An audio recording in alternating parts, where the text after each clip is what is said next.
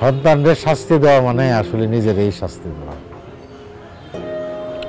আমরা বাপেরা নিজেদের অক্ষমতা, অসহায়ত্ব, অপারগতা ঢাকতে রাগের বর্ণ করে থাকি, ক্ষোভের বর্ণ করে থাকি। আমাদের পুরুষদের দোষ একটাই ভাই, নিজে কষ্ট করুন কিন্তু পরিবারের কাউরে বুঝতে দেব ভাই না।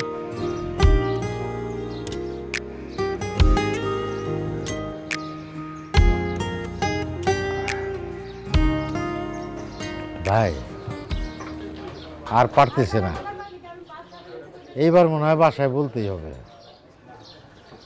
ভাই এই কথাটা আপনার আমি আগেই কইছিলাম, বাসায় সত্য কথাটা কয়ে ফেলা, চাপ কমবো। চাপ কমবো না রে ভাই, চাপ আরো বাড়বো। কেমনে? আমার ছেলে মেয়ে দুইজনই ভার্সিটিতে পড়ে, তারা যদি এটা শোনে তাহলে লেখাপড়া বাদ দিয়া নিজেরাই নিজেকে পথ খুঁজবে। আর আমার মা, তার ওষুধের কথা জীবন আবার করবে না। আর আপনার ভাবি যে কি করবো আল্লাহ জানে। আমাদের পুরুষদের দোষ একটাই ভাই, নিজে কষ্ট করুন কিন্তু পরিবারের কাউরে বুঝতে দেব। কিন্তু আমি আর পারতেছি না, বুকের ব্যথাটাও দিন দিন বাড়তেছে। ভাই বুকের ব্যথা নিয়ে হেলাফেলা করেন না তো, ডাক্তারটা দেখান। ডাক্তার যে দেখাবো সেই উপায়ও তো নাই। শোনেন ভাই, আজ হোক কাল হোক বিষয়টা কিন্তু বাসার সবাই জানে, তো অন্যের মুখে শোনার চাইতে নিজের মুখে বলাটা ভালো না? ছেলে মেয়ে দুইটারে যদি একটু দাঁড় করায় দিতে পারতাম। আসেন কেন ভাই?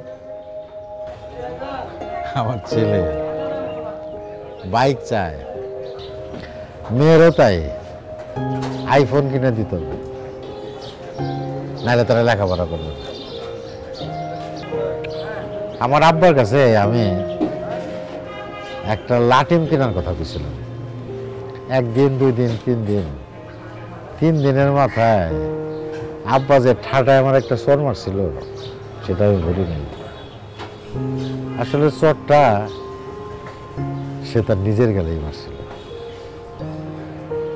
সন্তানদের শাস্তি দেওয়া মানে আসলে নিজেরই শাস্তি দেওয়া। আমরা বাপেরা নিজেদের অক্ষমতা, অসহায়ত্ব, অপারগতা ঢাকতে রাগের বর্ণ করে থাকি, ক্ষোভের বর্ণ করে থাকি। অনেক কঠিন কথা ভাই। এবার একটা সহজ কথা কই, বলো না ভাই, বলো। চায়ের দামটা কি আপনি দিবেন নাকি আমি দিব? এটা এর চেয়েও বেশি কঠিন কথা।